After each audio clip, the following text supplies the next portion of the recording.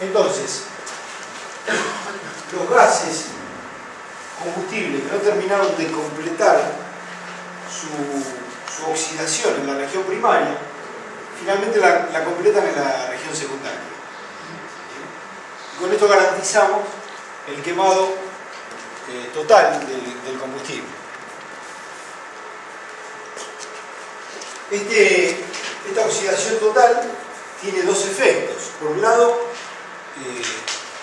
el uso racional de un recurso no renovable.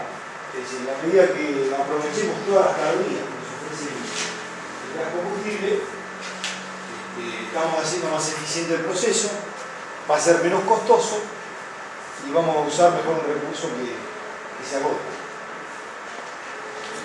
Y el otro efecto es el de los gases producto de la combustión.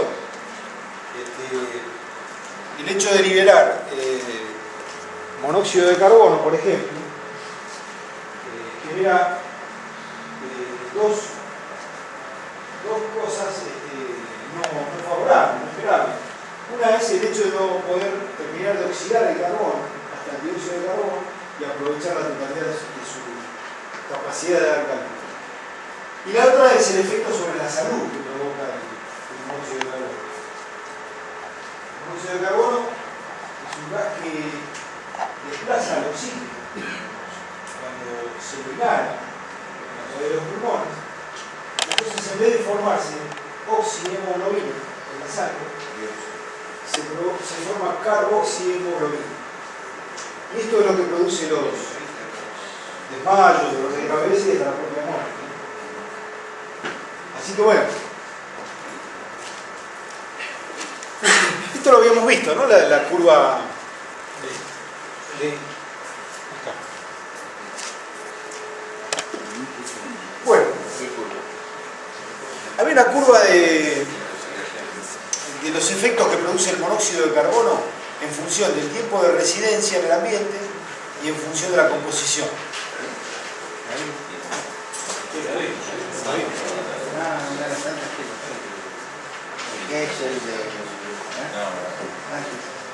Bueno,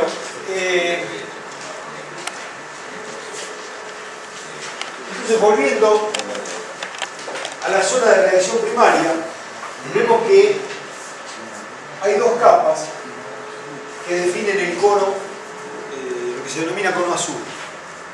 La primera capa es la denominada zona gradiente, donde el combustible y el aire primario varían bruscamente su temperatura, desde la temperatura ambiente, aproximadamente, ¿no? Seguramente se van a precalitar, hasta la temperatura requerida para la combustión. Eso se da en la primera capa, es la denominada zona gradiente. Y eso tiene un espesor de más o menos 5 décimas.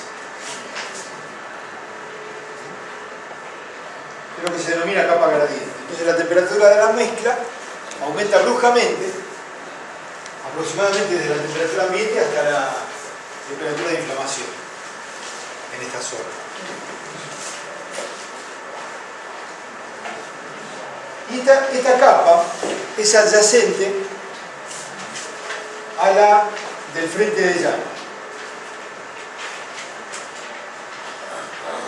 Entonces, en forma adyacente ya tenemos el frente de llama, 1 o 2 décimas de espesor, donde los gases producto de los gases combustibles y el aire se transforman a través de la reacción química y aumentan su presión y su velocidad como consecuencia del aumento de la temperatura. Disminuye la densidad y aumenta la velocidad, aumenta bruscamente. Sería la segunda capa, que es la correspondiente al frente de llama.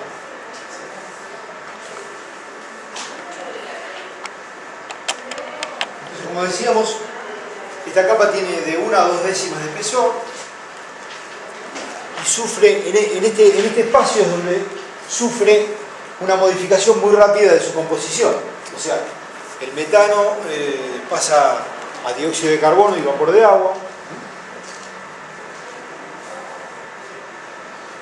Y esto lo que produce es una variación muy sensible de la densidad, como consecuencia de la temperatura generada por la reacción química, y aceleración, es decir, a medida que tiene menos densidad el gas, gana en velocidad y es decir, que en esta capa es donde se acelera.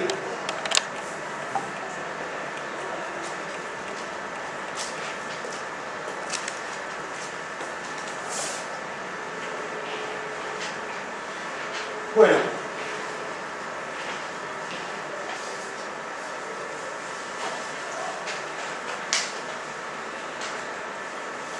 si observamos en el esquema, en el perímetro del orificio por donde sale la mezcla de combustible, no se genera frente de llama. Quiere decir que el frente de llama acá se extingue. Y está levemente separado del orificio de salida. Levemente separado. ¿Y esto es consecuencia de qué? Nuevamente, acá influye la acción refrigerante sobre el frente de llama. Entonces las paredes frías metálicas del conducto de salida, de la salida del conducto, producen un efecto inhibidor sobre el frente de llama y extinguen el frente de llama. Y además, por el propio obstáculo físico, es decir, no va a propagar más allá de donde haya mezcla de componentes. Ese es el espacio muerto. Claro, a eso se le denomina espacio muerto.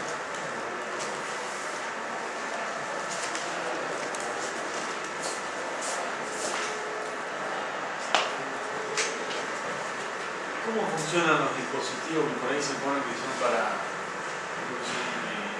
por ahí con el tema de seguridad que exigen en un soplón con la garrafa para que no haya retroceso dentro de la manguera, por eso? ¿Qué te exigen qué? Que ponga una válvula de seguridad que evita el retroceso, evita el retroceso de la llama. Puede ser, lo que se usa generalmente es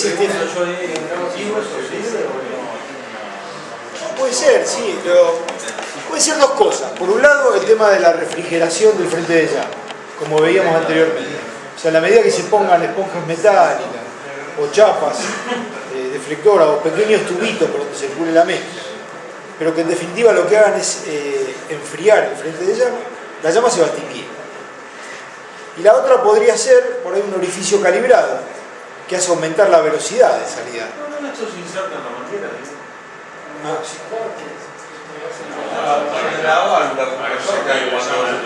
La presión tiene presión, pasa por acá la salida. Cuando no tiene presión, se cierra la entrada. Una especie de válvula de retención. Claro, es una válvula de retención. Bueno, puede ser también. Claro, eso impide el retorno del flujo y también el retorno de la propagación del frente de llama. Está bien, pero mi pregunta es que eso en una garrafa de ¿tiene sentido ponerlo? No, tiene sentido a la medida que tengas mezcla explosiva aguas abajo y aguas arriba. A la salida de la garrafa no creo, porque para atrás no va a propagar la llama. Claro. No, pero eso no será una válvula de exceso de flujo. De retención. Será para que no entre aire, para cuando está vacío.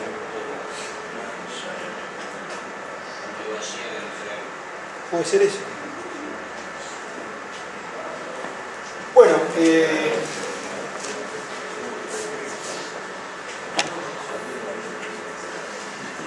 entonces, como decíamos, este espacio muerto resulta del efecto refrigerante de la pared y de la interrupción de la reacción por el encuentro con la pared. Está bien. Y esto también tiene influencia sobre esto la velocidad de deflagración del gas que estemos tratando. En la medida que sea mayor la velocidad de deflagración, este espacio muerto va a ser menor. Y también las velocidades de salida y de temperatura de pared. O sea, la temperatura de pared como siempre, es decir, en la medida que sea mayor la temperatura, va a aumentar la velocidad de propagación.